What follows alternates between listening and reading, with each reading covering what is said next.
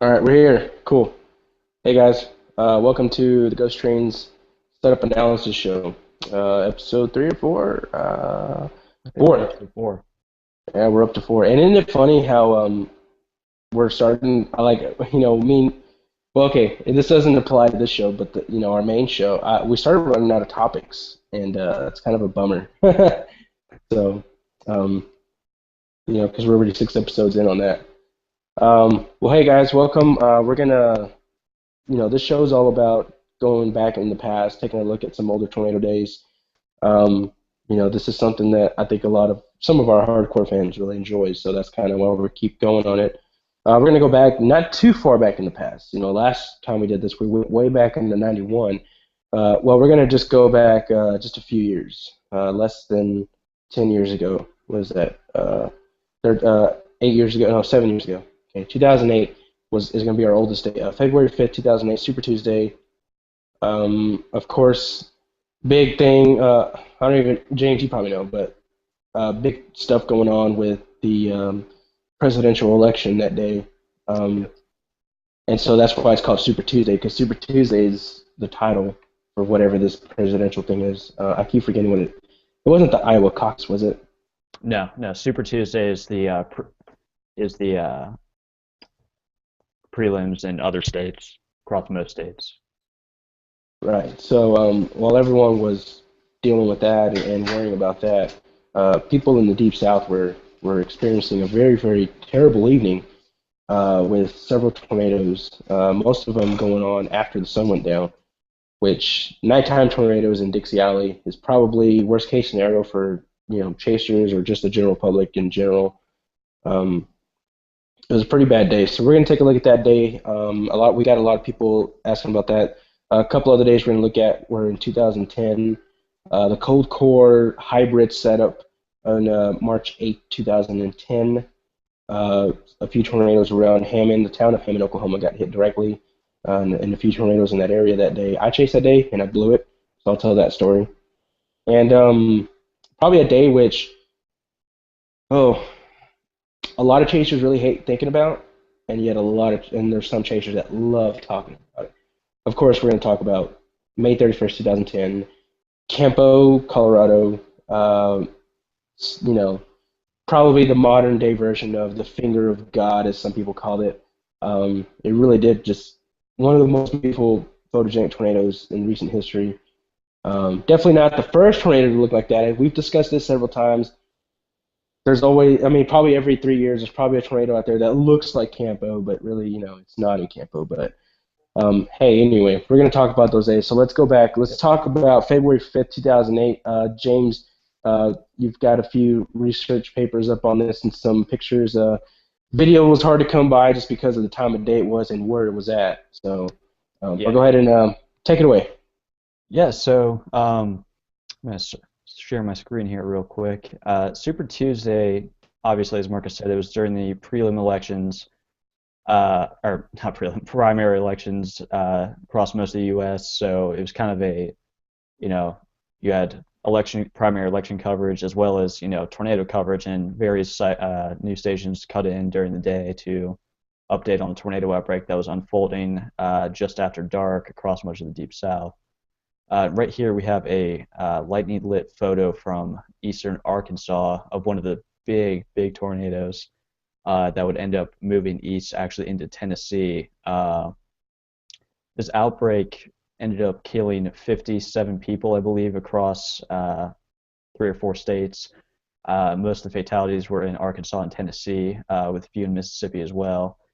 And here you can see the reports. I mean, there were tornadoes all up and down the Deep South. You had Mississippi, Louisiana, Arkansas, Kentucky, Alabama, and strangely enough, this day, not very like it wasn't an impressive amount of supercells so much. They were embedded supercells within a QLCS, and with larger circulations embedded all along this line, with a few supercells out in front that eventually got absorbed. So kind of step east here, you can see this was a little bit like right around this timestamp. 123Z is when most of the tornadoes started, and as it moved in, it started producing tornadoes across Tennessee and Mississippi, and it already produced multiple tornadoes in Arkansas. And this day is notable because most of the tornadoes occurred well after sunset.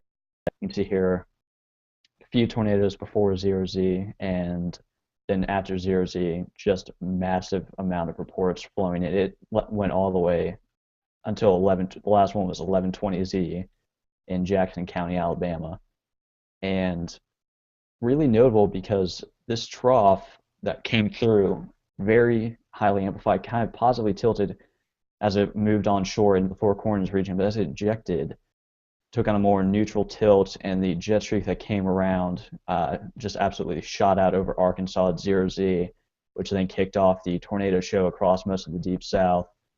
Really high moisture content for this day, as you'd expect on a Dixie Alley day. We get a surface obs here. Let's kind of pop this up. Yeah, you can see.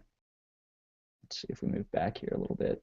Lower 60s across most of Alabama, Mississippi, and partially into Tennessee at 5Z, and then earlier in the day, back surface winds, even higher dews, 60s into Arkansas ahead of this cold front that shot off the main line of storms that produced most of the tornadoes.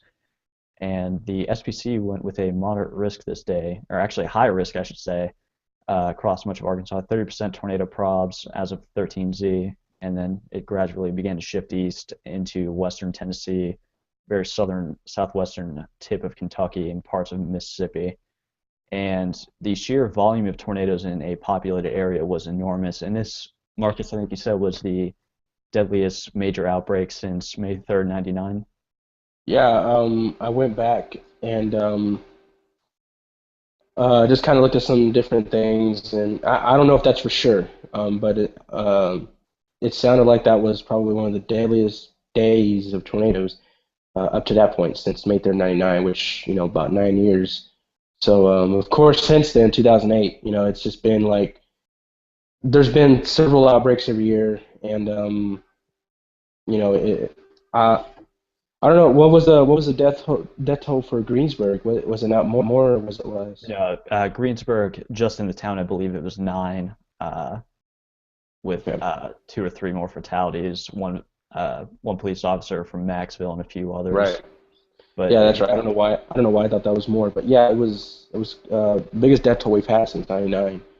So it was a big outbreak. And interesting, looking at that trough.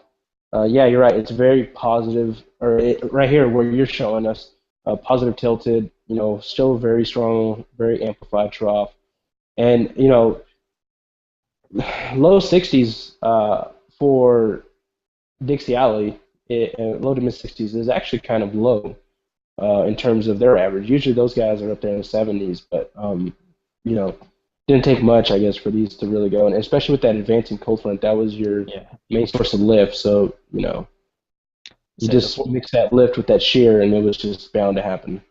I say the forcing on that front was absolutely insane, which is what made it into this kind of QLCS event, I guess you could say, or squall line, whatever you want to call it. But it really was just kind of a Go. perfect Let's tiny band. jump that right there back to about 23Z, I guess, when the first tornado reports were out.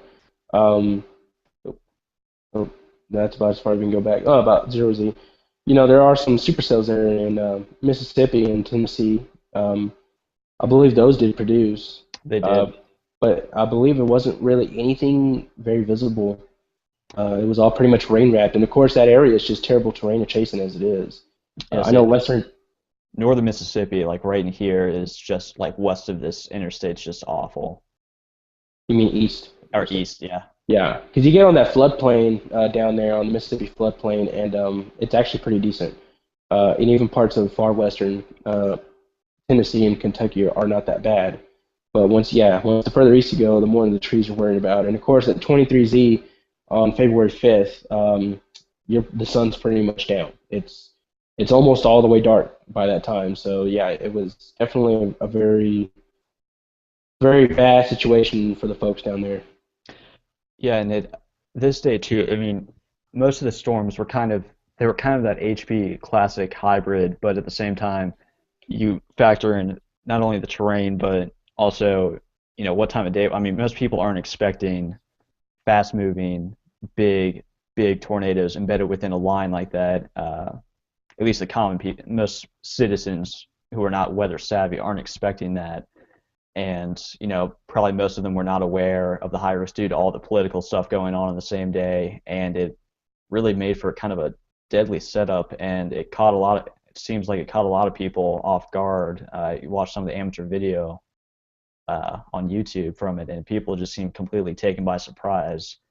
And that's kind of what I'd say contributed to the deadliness of this day. And just really, really hard. The other thing too is a hard to chase event, because from what we found is most of the chaser video, other than maybe TVN and a few others, it's not very, you can't see much due to the terrain and what the nature of the storms. And just Yeah, in fact, when we were looking for tornado footage, no chasers had good footage of it. You had to kind of go and look through the amateur footage. I actually had to go into the storm track thread and search through, I think it was 17 pages on that whole thread, and look for some amateur footage. And we found a couple that does show the tornado and show a few things, but yeah, it was pretty difficult to find actual media on this besides Aftermath. I know, I don't remember who it was, but I guess they found a receipt from a hospital from Atkins, Arkansas, about 90 miles away from Atkins. So that kind of shows you that definitely that storm was strong enough to keep debris aloft for quite a ways. So yep. all right, so we're checking soundings here, and if everybody watched their tornado forecasting workshop like we told you to, you're gonna understand what we're talking about here. So you Yes. better understand this shit. This is from Nashville at 0Z, which is a bit east of, I guess what you'd say is the best environment ahead of the cold front, but really saturated. This kind of gives you a clue. Like I've talked about this at length multiple times. This kind of almost perfectly saturated profile, all the way up to about 3 kilometers from the surface. Small inversion, very skinny cape thermo profile, but the speed shear, I mean, that is Mhm. that's over 150. I think it's like 150 knots on some of these barbs higher up, Yeah. and then it's just 50 knots all the way down to 850, and then slightest amount of veering in lowest levels. Really long and large photographs, kind of not what you'd expect for a day with modest turning, but the speed shear is really what made the difference. And Mhm. you can see here not amazing, stunning cave values, but that's to be expected on a Dixie Alley day like this with Yeah, but modest moisture comparatively ahead of. look at that mixed layer cape. It's actually pretty high for Oh that yeah, area. yeah, say 1,738 joules per kilogram. That's really kind of this is where using mixed layer cape is a much better indicator of the overall Hmm. environment than because this is not necessarily ingesting surface-based parcels, and most of your storms further west would likely not be. And this kind of right here is another interesting thing to look at is the 0 to 6 kilometer deep layer shear, uh, or sorry, surface to 2 kilometer storm relative wind was 21 knots, and then your 6 kilometer shear was 55 knots, which is well within the supercell threshold, and pretty decent, pretty large helicity values. 1 kilometer helicity, 304 meters square per second squared. 3 kilometer, 362 meters square per second squared. Just pretty, it would set off some alarm bells if you saw this sounding basically 0Z. Yeah, it's yeah, pretty crazy. The speed shear really does, and you can see yeah, you can see how saturated it is at the low level. So yeah, the surface cape's gonna be pretty pathetic, but there is a bit of a good cape profile there. The higher up you go, a little bit some widening there for the cape. So yeah, the Yeah. mixed layer was definitely more of a true indication of what the atmosphere had as opposed to just looking at surface.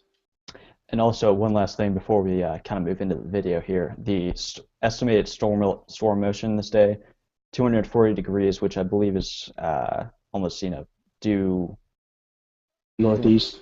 yeah, due east Yeah, northeast, and then 41 knots, which is that's going warp speed as the storms are moving through. So, yeah, that's pretty quick. That's kind of a common thing though for Dixie Alley. You yep. know, those really really strong or really fast storm motions. Yeah, it So, really kind of made it into a much more dangerous day. Um, so that was so, kind of so how about some notable towns that got hit? I'm pretty. There was a lot of towns, like I said, Atkins, Arkansas, got hit pretty hard. yep, Kind of that area, just in general, in Arkansas, Mississippi, and of course, I think there was talk about tornado going through Nashville, um, Memphis. or Memphis. I'm sorry, kind of in the dark, but I don't know if that was actually a confirmed thing or if it was just straight line winds. Yep, But South Haven, Mississippi. right, I believe Oxford, Mississippi, I believe also got hit, Uh, which is where the University of Mississippi is, if I'm not mistaken. yeah, it's Ole Miss is in Oxford. Yeah, so we kind of went through that last year, with universities getting hit down there. In fact, man, you know what? You think about it, like Hattiesburg got hit a couple years ago, Yep. or Hattiesburg, and then or Tupelo, or where's Mississippi State? Mississippi State is in Starksville. Starksville. I'm trying to think. Didn't they? I believe they got hit last year, right? 2014. It might have been. I think that's right, but I'm not sure. Okay. I know there was another big university that got hit last year in Mississippi. I don't remember if it was them or something up in like Columbus or something. I'm sure someone will correct me. But anyway, so yeah, let's go ahead and move on to some of the media of the day, I suppose. Yeah, and this is amateur video. I think Marcus, you said this is the South Haven tornado. Yes, right before total darkness. Um, it's dark. It's really dark. It really is. But you know, this person just had that vantage point where you can actually see the tornado from it looks like his back door, or maybe his front door, but large tornado. I mean, that thing's at least quarter mile wide. It looks like. I'd say it Um, has pretty decent motion on it. yeah, and that's about as photogenic as it got there on that day. Because I mean, other than that, there really wasn't anything else going on in terms of video. Yeah, it was. This is actually probably one of the best videos we found. Just because power flash. It this day it had it was after dark. A lot of chasers had trouble getting some of the bigger tornadoes due to the terrain and time of day and storm mode. So it was just you had to this day you have to kind of rely on amateur video, and a lot of the amateur video, as expected, is not very good or doesn't show a whole lot. So this is probably one of the better videos to come out of this day. Now, and it's funny. You think about, okay, it's February. It's early February, February 5th. You're dying to go out and chase. It's been months since you've gone out, and so you're one of these guys that's like, all right, well, let's do this chase, Dixie Alley, let's go. We'll set up in Arkansas or whatever. Probably the best area you can chase in, all things considered. Um, yeah, if you want to skip through that video, because I know there's a shot in there if you could find it. Um, that actually it's illuminating that tornado. But okay, so you're going down the Dixie Alley. You're ready. There was. Um, Yeah, there it is. Just hold it right there. But and you probably have some ideas on this too, James. How bummed are you that you just chased a really big outbreak, but probably didn't come back with anything because it was all at the dark. It was all in the dark, basically. And it's that time of year it catches a lot of people every year where there's that one day in February or January that looks really good down south. And the past few years it's definitely paid off because people forecasted correctly and gotten some daytime tornadoes. I mean they're a little bit hard to come by, and the roads and the terrain make it challenging, but they get the shot. And this day there were the few tornadoes that did occur before uh, dark were hard to come by, and you had to forecast it perfectly. And a lot of people got uh, put into a tricky situation where they had to decide if they wanted to go after that giant rotating line mess and almost have to thread the needle into the notch to even get a glance at a tornado that's moving very fast in very poor road network at dark. Yeah, and if you remember the radar image from this day, the line wasn't even that really thick of a line. I mean, it was definitely a pretty big line, but the actual depth of the precip was pretty narrow.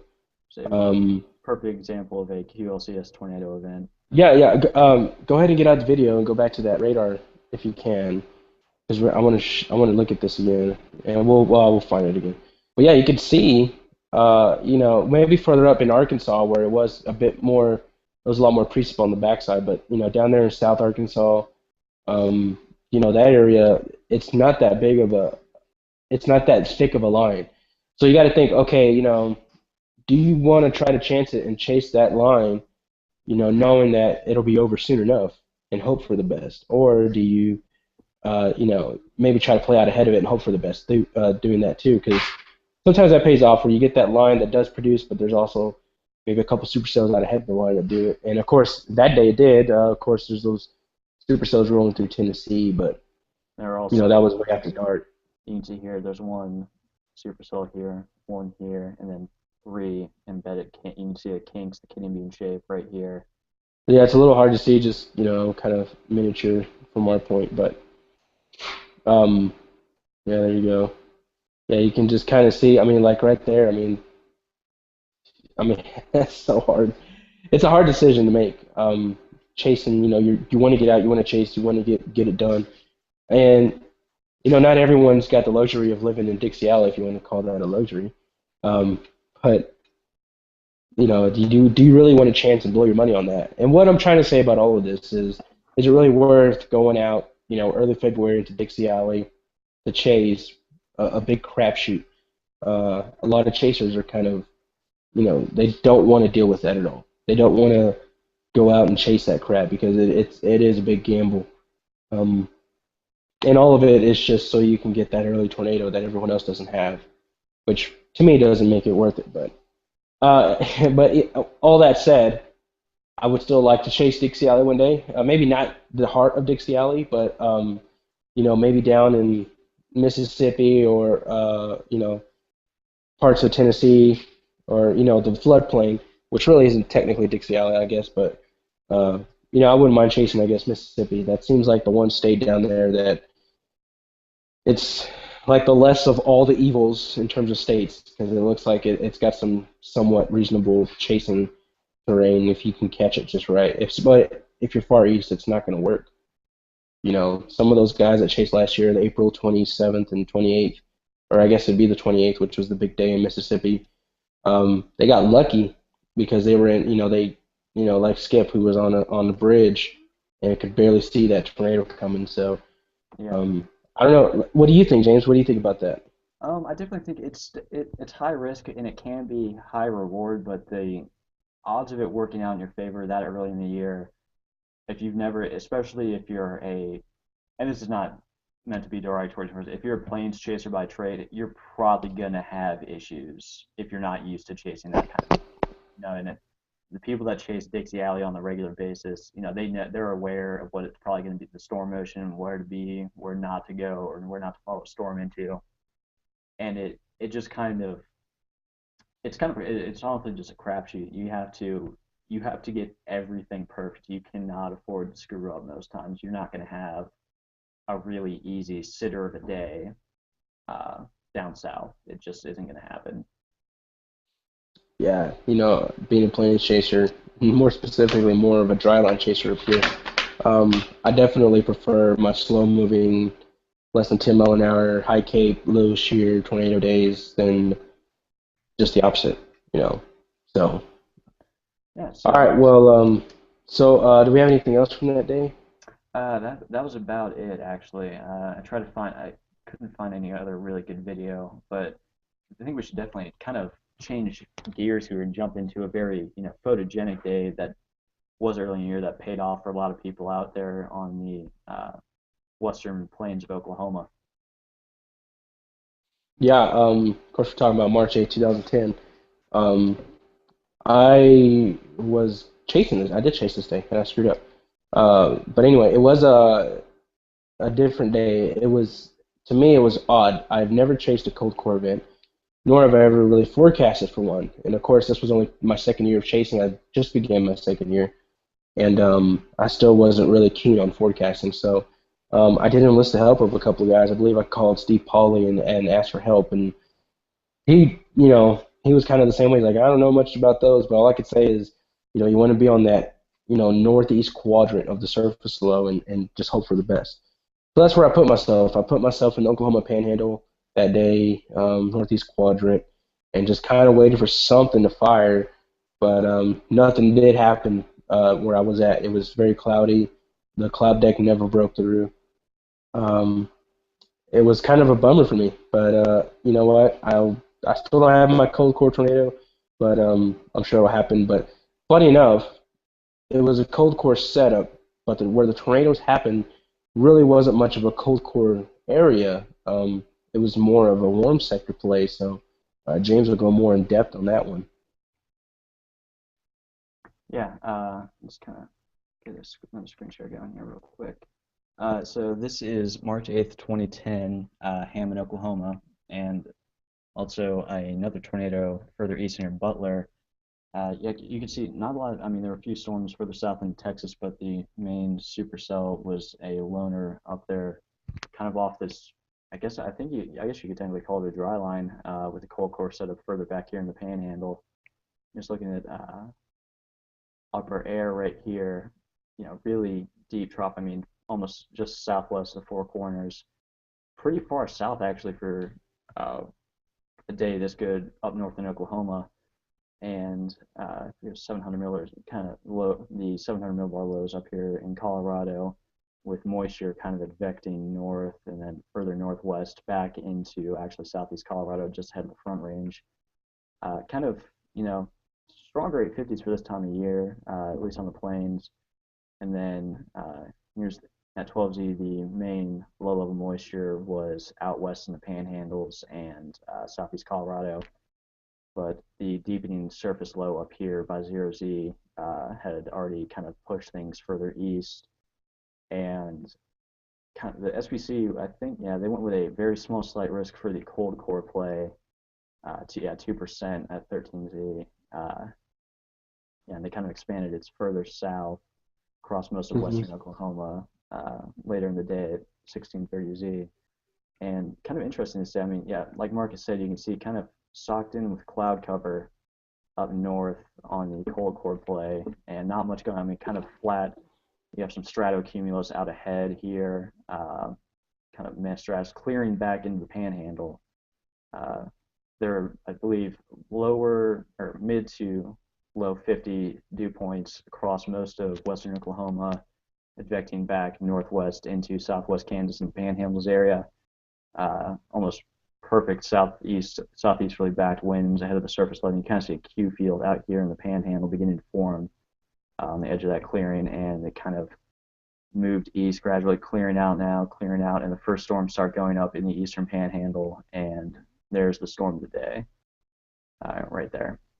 Yeah, and you could see, I was probably up there in Beaver County where it was getting a little clear, but to no avail for me. Um, Nothing happened up there. So, um, And jump over yeah, to radar here real quick. Uh, you can see here, yeah, there's the, I believe that's the Hammond storm right there. And there, yeah, yep, and there it is. And that produced arguably the probably first a lot of the first tornadoes for most people on the plains that year. Kind of portended what would later come in 2010 out in this region, and just not definitely not super easy day to chase, but it was definitely much more of a it was a much nicer setup than you'd usually expect for that time of year in on the southern plains. And you can see here kind of a more this is kind of what you come to expect that time of hmm year. Kind of linear mess, and you can see this big blob of precip moving off to the east. yeah. And And I there's think just if I remember right, the concern for that day was that the atmosphere would not recover from that precip shield that went over that area, and that I think that's probably why I was told to go up in the Panhandle because there was a better chance that it might clear out a little earlier, and then it might recover, and that you'll kind of get that enhanced low level, vorticity and whatnot. So. Yeah, that was definitely a very difficult forecast because you did kind of gamble on. hoping that that precip would clear out and that the atmosphere would recover from all that. And you can see there, And I mean, I these mean, it barely shows up, but they weren't particularly tall. I mean, they don't have the tops were not particularly cold. It was a low topped event relative uh, to everything else. I mean, you can see that kind of classic, almost comma shape, um, moisture kind of wrapping around and coming back through the Front Range of Colorado. And then here's that little complex of storms with the Hammond supercell embedded within. And it was I mean, honestly, it was probably, that was a really great way to start your year, and that was probably one of the best early events in Oklahoma in a while. yeah, that I don't remember the last time we had there was like an actual cold core in that area. Um, at least in tornado terms. I'm sure there's been a few October days Oh in yeah. that area. So Yep. yeah, I mean, just one of those shots in the dark, and that's probably what we should have titled this show is a shot in the dark because all three of the days were like that. But um, oh, that's a bummer on the sounding. Yeah, no, I'm trying to find like a little. Oh wow, that's a hideous wind profile in Dodge City. Yeah, unfortunately, there's no Yeah. real just kind of a sounding data gap because Amarillo would have been well behind the area you were looking at. I mean, Hmm. you can kind of see the profile, the wind profile is very favorable, but it's not a good indicator of the Yeah, environment that's in the conditions. morning too. That's before that cold front pushed through, I guess. Yeah, it's kind of Oh hard to man, find good data. yeah. Well, yeah, that is kind of a bummer. Actually, here, I Um, think this might actually work. Yep, here we go. Uh, let's step forward here. I mean, yeah, 13Z, upper 40s, low 50s, but back surface wind 17Z, you can see here 10, 5 or 15 to 20 knot southeast surface winds, kind of lower 50s, upper 40s, further up, mid 40s all the way up into southeast Colorado and the Panhandle's upper 40s in the northern Oklahoma Panhandle, and then cracked 50s by 19Z, and there it is. And the first tornado report was at 2357Z. So I mean, the moisture had already been in place, and this is 23Z right around when the tornado occurred, or the supercell one was moving through Oklahoma. You can kind of see very low 50s across much of western Oklahoma, southeast surface winds, kind of actually weakening surface winds with time, uh, kind of dropping down from the screaming surface winds from earlier in the afternoon, but still enough to get it done. You can kind of see that delineation of where that precip shield is over most of central and eastern Oklahoma into northern Texas. And this nice clear area right here is where that storm moved through on the western plains of Oklahoma. And actually, we'll kind of transition here. There's some really great video and some pictures we have of the Hammond and the Butler tornadoes. Kind of jump into the Hammond tornado first. This is video from Bart Comstock of the start of the Hammond tornado, and I mean this is what you want to look for in an early March setup. This is kind of the holy grail of early setups for chasers in 2010. It just kind of set the tone for 2010 and getting good tornadoes almost anywhere on the plains. yeah, that year became pretty famous for if there was a rain shower, there was probably going to be a tornado. Um, at least that was the whole mentality for 2010. Yeah, that was probably the last best, or not last best, but the last good year for chasing in terms of Southern Plains and Northern Plains, basically the high plains. But um, we really haven't had that quiet of a year. And I'm not just talking about down here in the Panhandle, which was pretty active, but even up in the Dakotas, and of course Minnesota had their big outbreak. So this was, like you said, kind of the starting trend of what the year had to come, which was good tornadoes, good photogenic clean air tornadoes, which hasn't happened in a few times in quite a while. At least not in the frequency like we had in 2013 or 2010. Sorry, I'm getting ahead of myself. So. saying, I mean, it's just a great looking tornado. I mean, got a nice wide open view. Yeah, mostly farm, kind of mostly farmland. A few structures, it's mostly empty out there though. Around Hammond and Butler.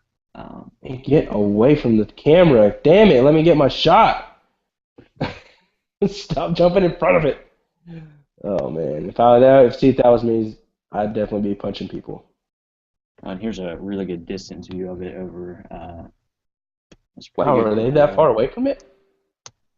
I guess I they didn't must think have that. kind of waited to reposition, or they must have a really good zoom on it. But I mean, just kind of, what you'd expect, classic looking Oklahoma supercell or Southern Plains supercell, I should say. Clear slot on the backside. Forward flank. Actually, the forward flank downdraft is pretty far ahead of this thing. The precip starts right over here, and this is the main updraft. And the Hmm. rear flank goes front, wrapping back around. Uh, Pretty looking storm, and I mean, uh, not that I mean, not an amazing structure, but good structure for early March.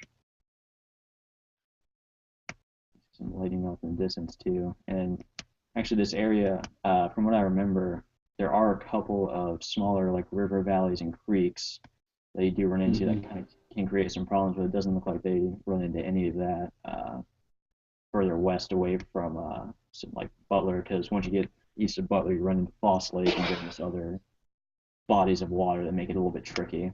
But a pretty nice view of it. Skip ahead here. I'm surprised that tornado just stayed like that for as long as it did because man, I mean, it's kept its shape for quite a while, and you usually don't get that, especially early season stuff like this. Oh yeah, and now they got the classic tornado with a wind farm in front of it. Seems Yep, like that was the thing. it seems like that was.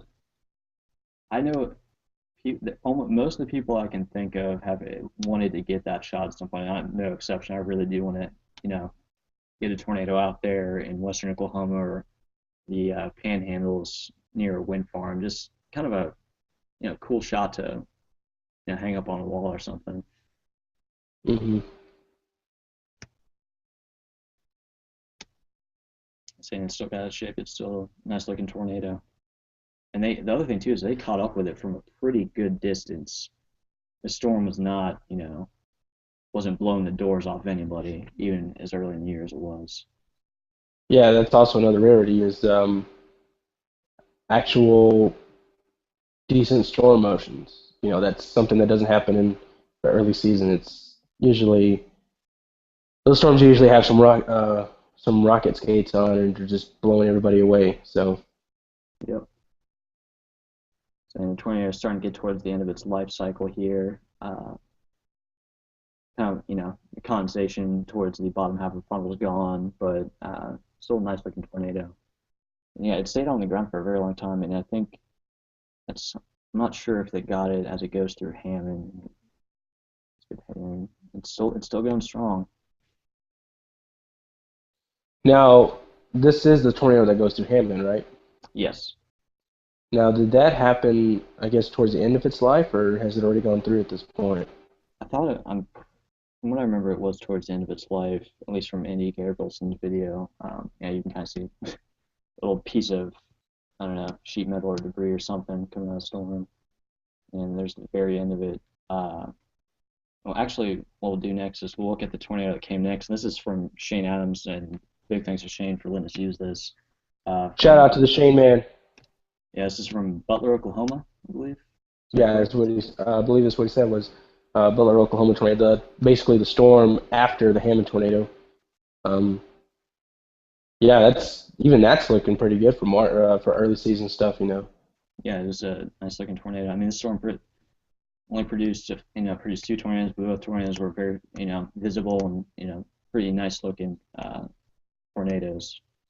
Nice Yeah, and seeing that storm had to have hit that sweet spot. You know, between a couple of different areas in the atmosphere because it seemed like it just went on for a long time and produced quite a bit and for a long time.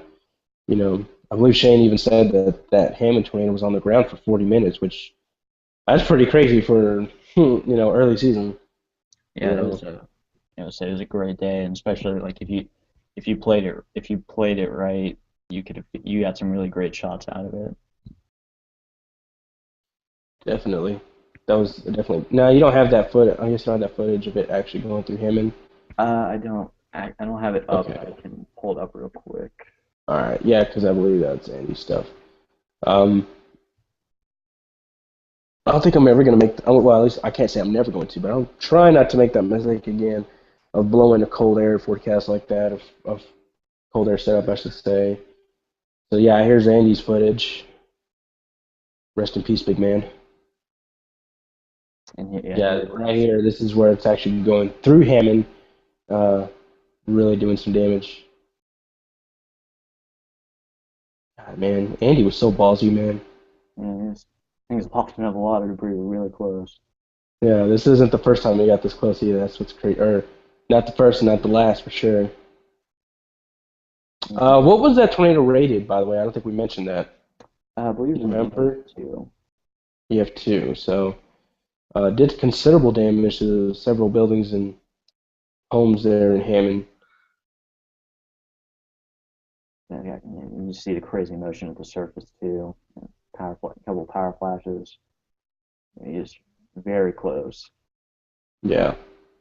And yes, for anyone wondering, I believe after that storm or after that tornado went through, they stopped and helped assist what they could there in Hammond, since they were pretty much right there as first responders. So definitely did the right thing.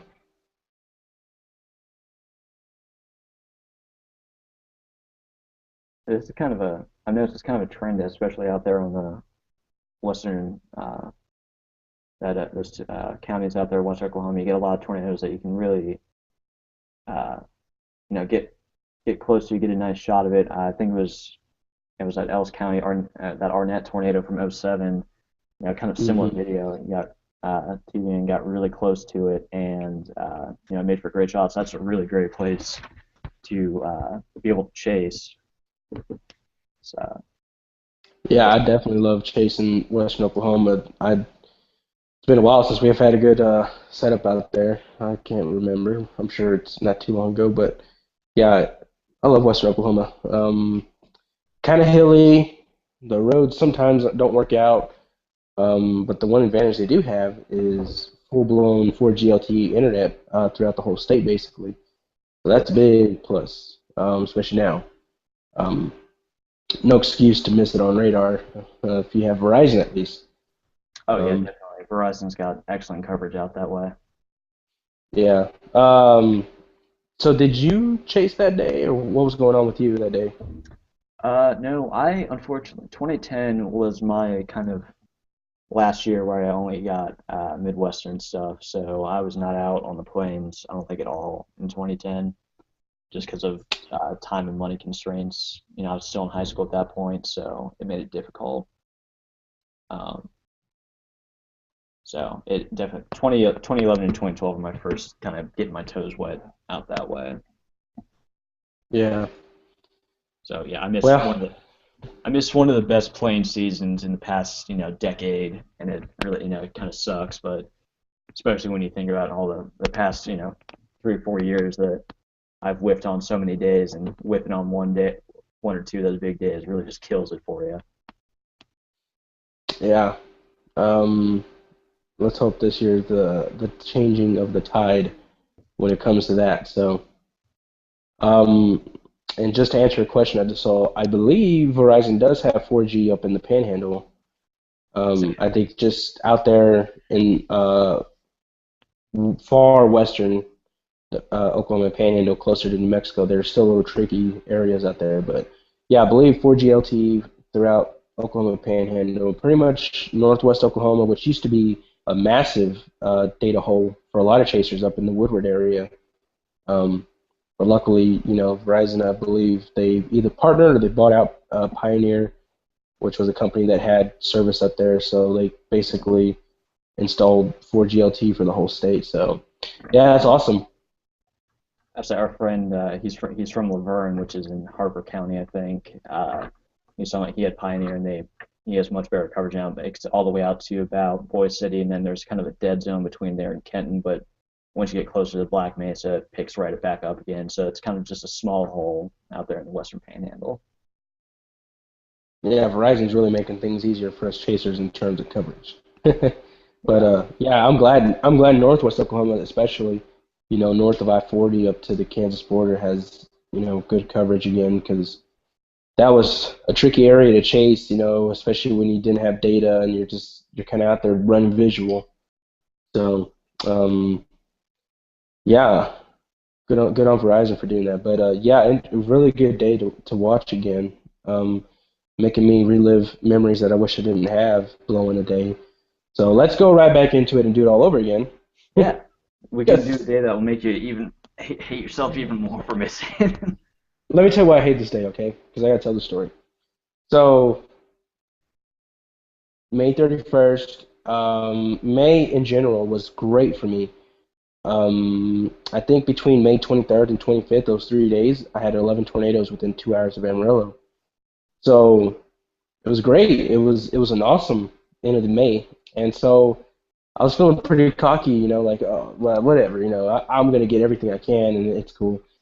Well, May 31st rolls around, and I don't remember if I was working that day, but I may have been. And me and Brady go out, and we see the storm up in on radar up in Baca County in that area, and it looks good. Yeah, radar gap, so it didn't look that great.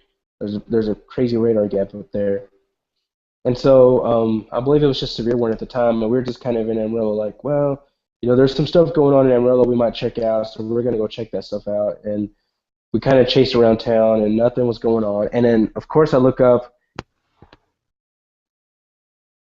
I believe, I don't man, I don't remember what the time frame was, but I remember looking at radar and seeing the tornado warning at Baca County, and I was like, well, that sucks, but hey, you know what?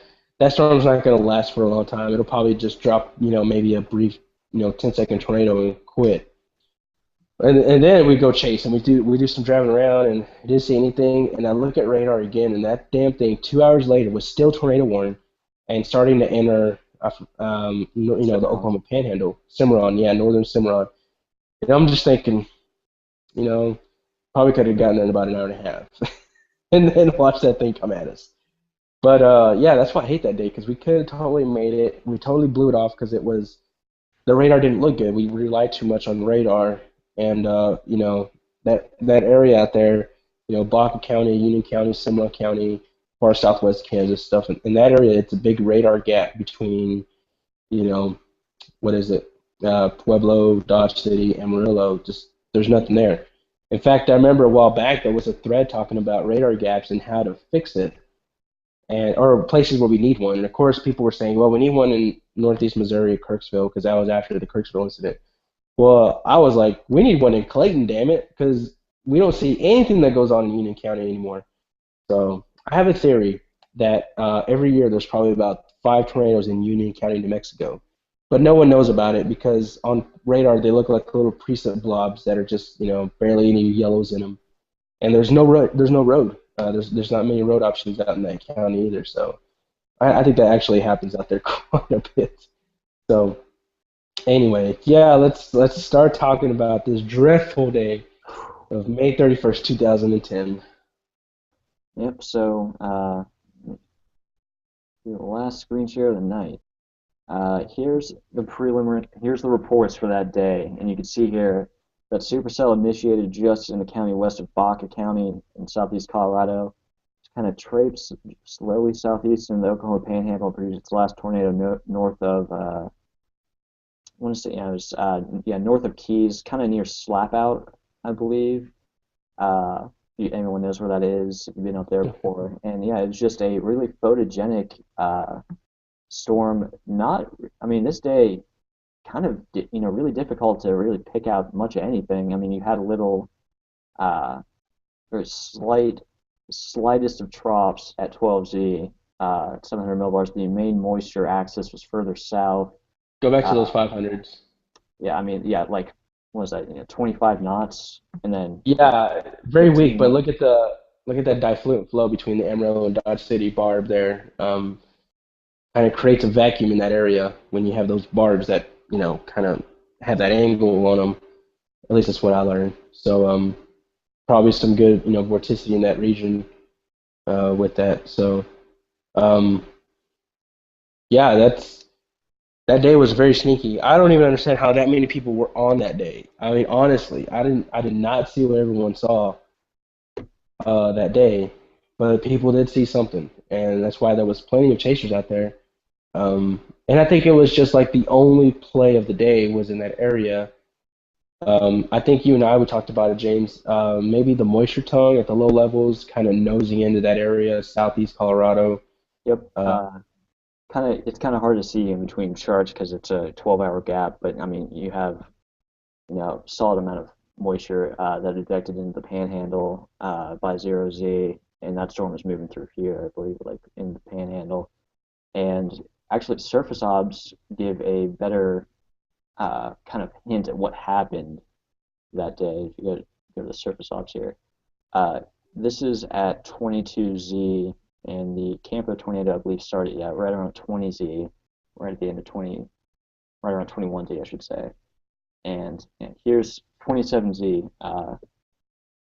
74 over 57 in Baca County, 80 over 58 up in the northern panhandle of southwest Kansas, 77 over 61, and kind of meh low level wind or surface winds, but definitely you can see massive amounts of moisture kind of being slowly brought north, kind of through a roundabout way through Oklahoma, and kind of you had moisture sitting there almost all day. It wasn't just in time moisture or anything. Uh, and I think I picked out there's what seemed to be a little bit of low-level convergence further north here. This is Lamar, and this is I want to say Los yeah, Alamos or one of those towns. yeah, Los Animas. Yeah, that may be a signal of yeah, either maybe just a weak, subtle surface low developing, kind of a meso low, because you can see the wind barbs out there, and Los Animas kind of easterly, then of course right there they're northerly. So maybe there was just a slight little trough dipping in that area. And Uh, if you kind of and also looking at visible satellite from that day, I mean, it didn't really kind of get. It was just kind of suddenly, oh hey, there's a little poof of cumulus out here in southeast Colorado, little Q field, and it starts to get agitated, and all of a sudden, boom, full-blown convective initiation as of 1745Z, which would later become the Campo storm.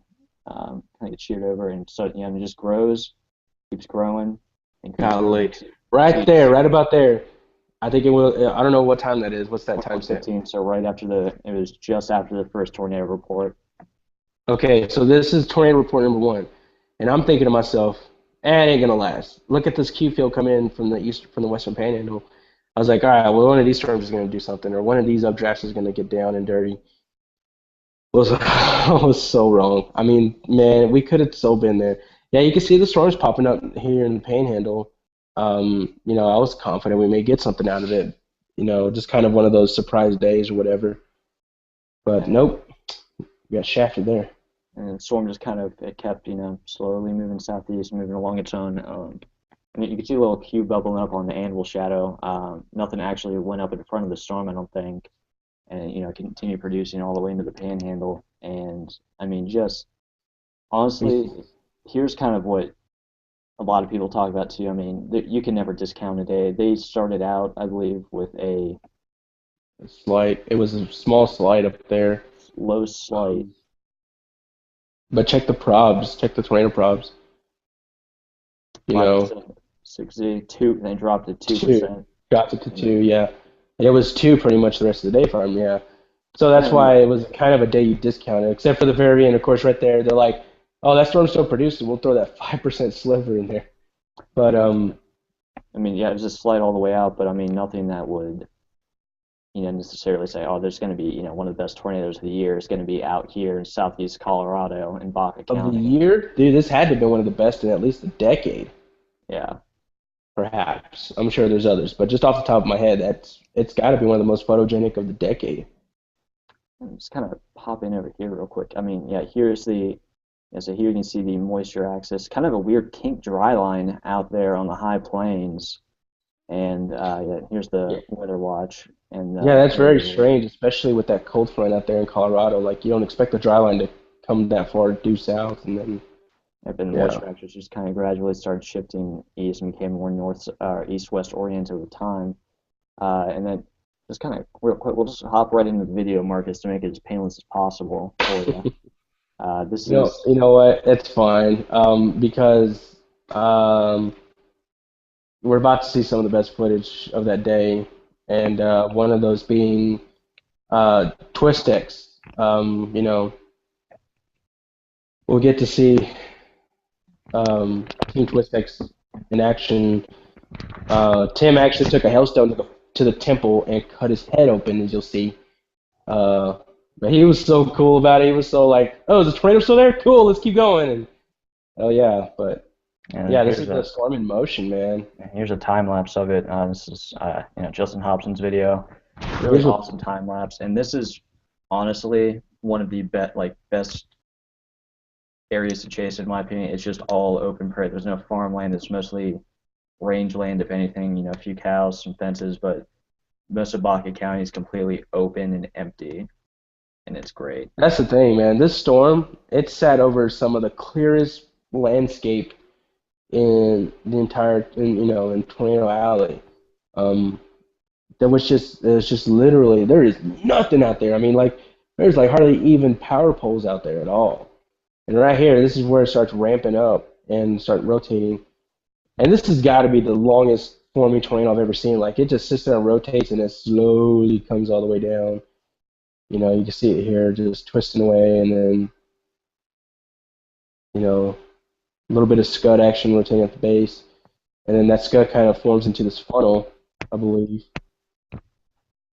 And you'll just kind of see it just It keeps trying. You can see the entire. You can kind of see the interface between up and there. It there it is. goes, and it just slowly like makes its way down, like it slowly reaches for the ground, which is what's cool. That's a pretty wet RFD right there.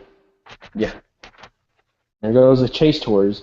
That's another branch of people that got that tornado was the chase tours. They were all over that.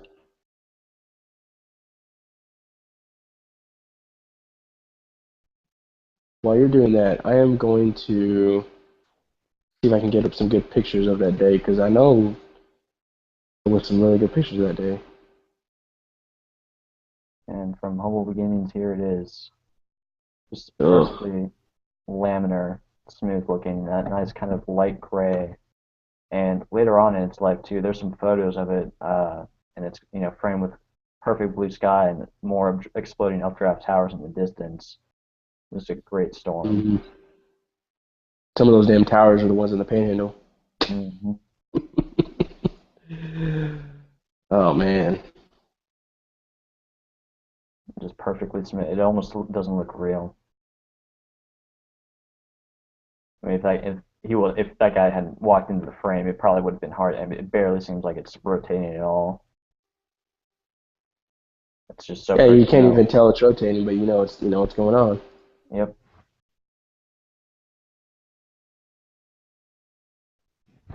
Damn.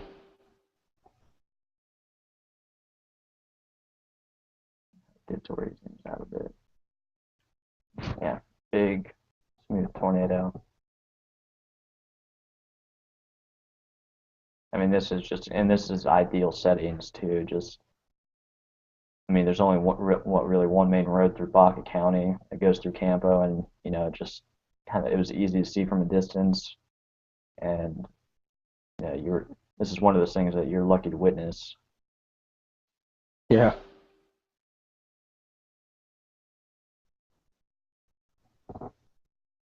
Just kind of it's really awesome to see. You can see the upward motion on this thing towards the top of it, spiraling up into the updraft and the cyclone, and down so it starts picking up that lighter dirt, and the sun peaks out.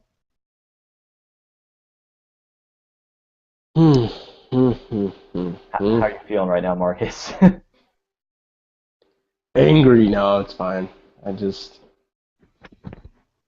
it's a bummer. Like it's one of those things that it's gonna be hard to see again. I mean, but we've made this point before.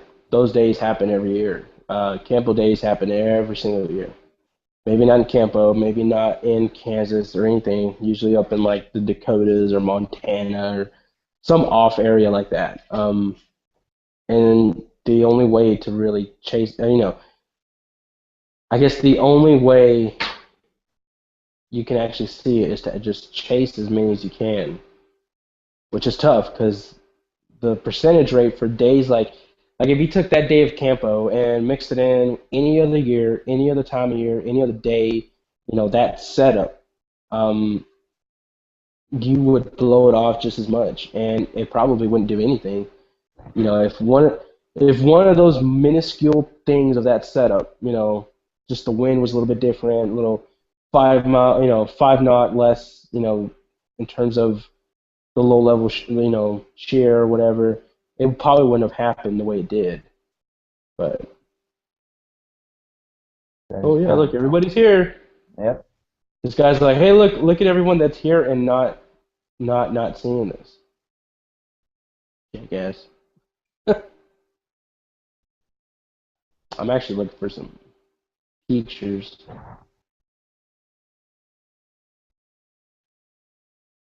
It's kind of like this towards the end of the Campo tornado. I mean, it was on the ground for, a pretty decent amount of time, and, really easy to follow, not too hard. You could see it from a good distance, even after moving over the main north-south road in Baca County.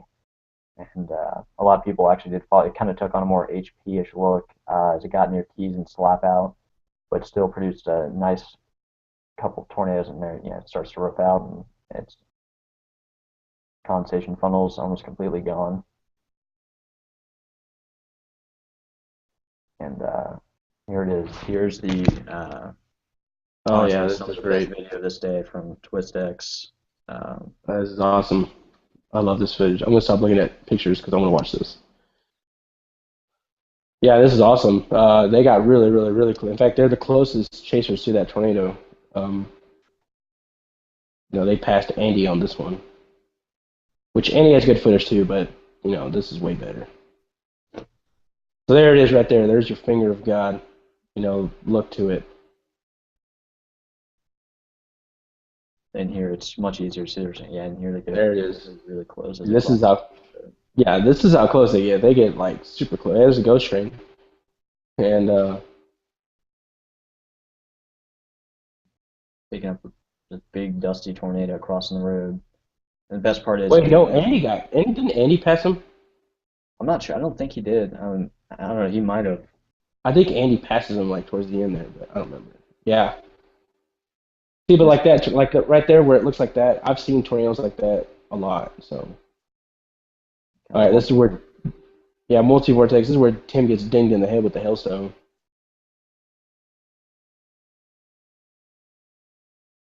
And you see the He's hair like, falling. "Ow, son of a bitch!" And then he like gets in the truck and like you'll see him bleeding. Maybe, Yeah, here it is. yeah, he's. Yeah. Took it right Oh through. my God, yeah. I don't remember getting hit that hard with the hailstone, or it does that to me, but I guess it can. Depends on where it hits you. This is Man. what people are talking about when they say a mile high tornado. It's just Oh yeah,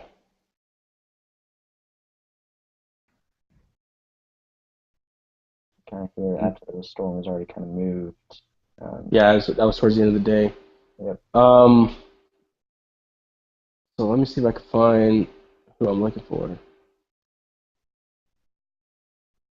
Yeah, this works, I guess.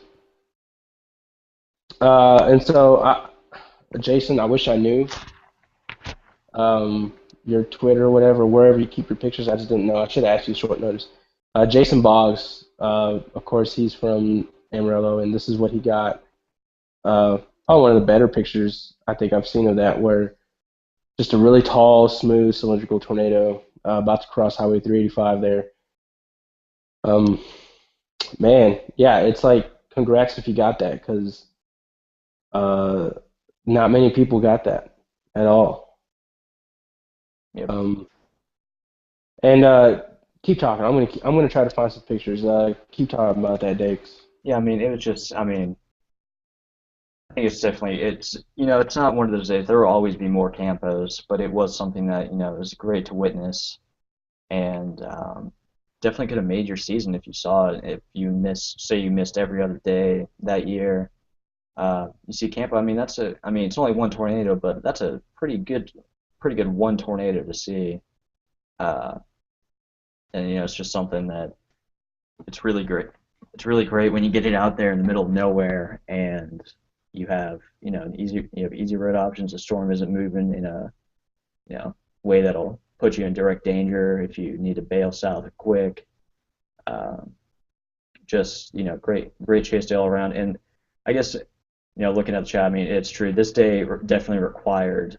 It was just kind of like absolute one of those mesoscale accidents, I guess you could say, that never quite got resolved by almost anything or any Well, models or any surface charts. It was just I don't want to say it was dumb luck. It was just extraordinarily lucky that this was the one time that everything came together just perfectly for if you were out there chasing that you could see something like that.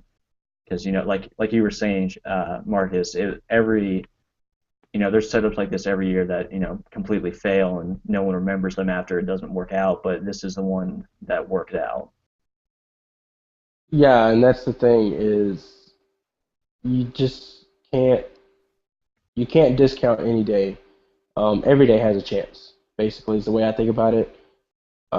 Every day has a chance to do something that you've never seen before, and that's what keeps me going. That's what keeps me going out there. That's what makes me want to go out on those random ass days where, out in like eastern New Mexico that just they don't look great, they don't look stellar. There's something wrong about them. But you get those mesoscale accidents just like that, and there's just nothing better than to score on one of those type of days. So I'm still looking for pictures. I know Jason might have some more, but I might not even see them. I actually, Um, Go ahead. I just pulled up a nice photo from Simon Brewer. Uh, Here it is. Just kind of you can see those updraft towers exploding in the background with the tornado right in the foreground. This completely, and this is all open prairie. This is not farmland. And you can see the blue sky with more towers exploding in the background, kind of a nice darker gray base, nice little dust cloud at the bottom. And this is one of those great shots that can definitely stick with you for a lifetime, and that you'll always remember after you see it. Here we're gonna keep trying to riff on. You guys in the chat room, see if you can find some really good stuff. Hey, by the way, James, everyone's congratulating you on your new beard. Oh, thank you. You actually look kind of lumberjackish now. Well, thank you. I try. I try. I'm a lumberjack, and I'm okay. Yeah. Oh my gosh. Oh, hey, crap. So, Adam Reagan in chat sent me a video from February 5th of '08. It's actually a tower cam from Nashville showing that tornado coming into town. Ah, here we go. Campo, but it wasn't who I thought. It's not Jason stuff, but um, damn it. I get so excited on the day that I screwed up. That's what's crazy. But hey, you know what? I screwed up. It's plain and simple. It's still cool weather, and I still love to see it. And this is really cool because this is what you're talking about. Those towers exploding in the background. So let me screen and share that. Yeah. This is Campo right here. You can see those towers in the background. The tornado right here. And this picture in the middle, of course, these are photos by Willoughby Owen. Um, you can just see how smooth that thing was, man. It's crazy how laminar that looked. So, um, yeah, that was an awesome looking tornado. So, I'll try to see what's going on in the chat room. I forgot I was going to share. Yeah, so let's go ahead and look at this again. We're going to jump back real quick because I think we're a little over an hour, but that's fine. So we're going to jump back to this footage that Adam posted of that tornado. So this is it right here. Kind of dark, like what we were talking about. Um, Quality kind of sucks, but yeah, let's put a freaking name tag right where the tornado is. See if I can skip ahead, maybe. But there it is. You kind of see just this big dark blob of nasty coming in towards, I guess. I'm sorry, this is Memphis, not Nashville. Um, you know, there it is right there. pretty large tornado, especially for such a big populated city like Memphis. Definitely dodged a big bullet. I don't think that tornado actually went through a major part of town. I believe it kind of stayed on the outskirts. Is that right, James? Yes, it didn't directly hit downtown. And here's a look at the radar, and you can see here just a pretty messy looking supercell. Yeah, it looks like the tornado probably went just south of Memphis, but um, there's the radar grab that they have. So, yeah, they lucked out on that one. Yes, it did. But all right, well, I don't think they're gonna get much going on. And Oh, yeah, fuck, man. also I will say I will take being young Kevin Harvick because yeah, I'm okay with that. I'm not even gonna acknowledge what Jeff Hawkins said about me, asshole. Shit. Oh man, such a judgmental crowd we have, If right? you start wearing the cool hat, it would be okay. I'm not wearing that shit, man. You're No gonna way. wear the hat, Marcus. You know you want to. Let me tell you right now. Right now, I'm wearing like skater shoes. That's kind of what I like to wear. So whatever. Hey, so we were talking about this earlier before we got on the show, and I totally said we're gonna start the show off with this conversation, and we totally didn't. Um, but let's talk about, since we're kind of on the forecasting level, kind of the sciencey part of this stuff. Let's talk about what we see down the line because you made an interesting point earlier that I totally forgot about, and I was told about it before, and that's the amount of basically big troughs that's rotating the northern hemisphere at the moment. Um, as of right now, there's four, I believe, massive troughs kind of rotating the northern hemisphere.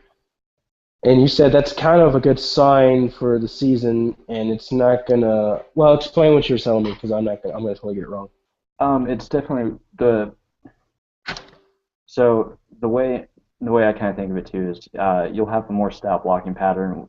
So usually when you have say three troughs rotating the poles, you'll have a stronger chance of having a pretty bad blocking pattern. It's normal for this time of year to have a Rex block or a Omega block over most of the continental U.S. that kind of lasts into early March. Uh, but it's having more motion throughout the atmosphere this time of year is definitely it's no way that you can't really tell with any degree of reason what it's going to do come March, but it definitely kind of gives a little teensy weensy bit of hope for February that maybe something will you know come swinging out of the Northern Pacific through the CONUS and you know make for something pretty to look at least, if not a tornado setup. But honestly, there's no way of knowing. And I mean, the long range models have been throwing around a bunch of different solutions where the shortwave comes swinging out of the Central Pacific through the plains and is gone by 12 hours later into the Atlantic. And there's also a possibility of cutoff low setting up under that Rex block that's progged for I think middle of next week to start with the East Coast trough setting up. So I mean, there's definitely a chance that there may be something come later in February, but it's hard to tell. Yeah. Real quick, I'm going to show you guys this because this is what we're talking about. Just kind of a visual on what we're talking about. Um, we go here. This is the 500 millibar. This is kind of looking at the whole world, if you want to talk about it like that. Um, so right now we have this pretty big, messy situation going on the East Coast in terms of, damn it, why did I do that? In terms of this big trough that's sitting out there in like the Hudson Bay. You can see right now it's dominating that area in Canada, and it should roll off here. What'd you do, James? Oh, I had to take off my headphones. Okay. So anyway, I was like the audio just changed big time. So that kind of looks like it might roll off a little bit to the east. Now there's still some East Coast troughing, which is not good in terms of what we need. We Yeah. want the West Coast trough and the Eastern Ridge. But right here we have this big trough sitting out here in the Gulf of Alaska. in northern Pacific, and then we have another big system out here. It looks like just to the east of Japan. Of course, we have the stuff here in Canada. Then we have a big, almost a negatively tilted trough here in the Middle East. So we have four distinctive troughs that are rotating around the planet at the time, and it's just going to be a matter of time when one of those is just going to break down. Hopefully, it's this one right here in the Gulf of Alaska. If not, hopefully it's this other pretty strong system out here near Japan that just breaks down, the troughing on the east and kind of digs in and really puts a big number onto the south and maybe get some a couple of chase days towards the end of the month. Um, we could hope, definitely. That's what we're hoping for. I wouldn't mind chasing late February if it's the right setup. Yeah. But you know what? I've noticed, and I noticed this when I first started chasing. You need those early season setups to kind of clean off the cobwebs, so to speak. You need that. Yeah, you need that. You need those series of systems coming in and starts to work over that atmosphere back into like a warmer state, and where you get those big differences of warmer low levels and the colder upper levels. So it takes a few systems. So I guess what I'm trying to say is, all you guys that are really antsy to go out and chase, just relax. There's going to be some good setups probably looking on the models, but those usually don't play out. Every now and then they do, but for the most part, they're pretty hit and miss. Um, but there's a lot of people getting antsy. I've seen on Storm Track getting antsy about it, and Guilty. yeah, I think we all are. I mean, we're ready to go. We're ready to get out of the house. We're tired of winter. This is the time of year where you can smell it. In fact, how many days do we have, James, till May 1st? 21 and 4 hours. So 21 days, 3 weeks until March 1st. So if you kind of think about one system per week maybe coming through, then going back to that chart that I was showing you, the 500s, might be that Japanese system or that Japanese low kind of working its way in that area Yep. and being the next in line. So, but this big trough out in Alaska, don't put a lot of faith in that it's going to create a good setup, but it is necessary to start working that atmosphere over in towards a springtime pattern. So, and hopefully it'll break down break down that West Coast ridge that should be building up.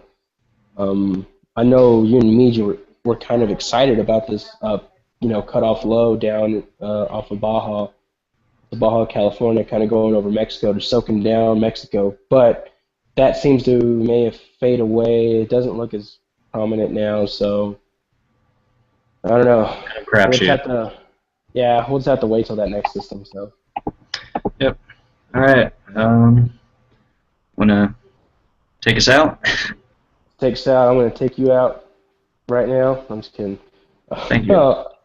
Yeah, a nice dinner or something. So Take you out to a nice dinner and never call you back. yeah, exactly. Yep. Thanks for watching, guys. This is a fun little thing we do. So. Yeah, so if anyone has any suggestions, or if anyone can give me a more precise insight on Tampa or anything, shoot me a private message or just post about it on the community podcast and publicly shame me. I don't care either way. Just want feedback because I'm not I'm not all knowing at all. I'm not the most well versed in mesoscale meteorology. So hit me up if you noticed anything, and just hope you enjoyed the show.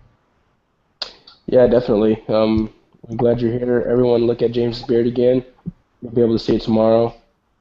I've almost got you can't see the mustache, but I've almost got the connectors. It's kind of, my camera's really shit. See if you can. Yeah, there it is. Yeah, it's almost down, but it's starting to fill in finally. It's just this little spot right here that's killing it. Oh, man. It's such a bummer. Well, it's all right, James. We all turn into men someday. Hey, come on now. Hey. All right, man. Well, we'll definitely we'll do this again in 2 weeks. Like I said, we'll probably keep the format. I think next time we do it, we might do the multi-day systems, the multi-day outbreaks. Yeah. That's something I wanted to try. Um, we're going to try to do like one day and then the next day and the next day and kind of look at each day, and like just examples would have to be, the April 24th through 27th or actually 28th outbreaks, Yeah. that whole system. Just follow it day by day. So, but yeah, tomorrow we'll have some more information on what might happen next week. Possibly a ChaserCon episode. That's still in the works. Don't know yet. Um, the week after that, we'll probably be having our episode with Stormtrack and their moderators and Steve Miller, um, to kind of show everyone around the site. We're gonna have like a show and tell. We're gonna have the moderators on. We're gonna have the guys that basically helped build the site, and they're gonna show us all the little features that are gonna be in Stormtrack. Because if I remember right, they should be releasing that. They should be opening that site up and putting everyone in it probably around ChaserCon time. So probably a week or two away is when we'll get our new site. Um, but yeah, we'll talk about that probably tomorrow. Yep. Talk about a few things tomorrow too. So, you got anything else, James? No, that's it for me. Okay. Well then, we're out. So, peace Have out. a good night, guys.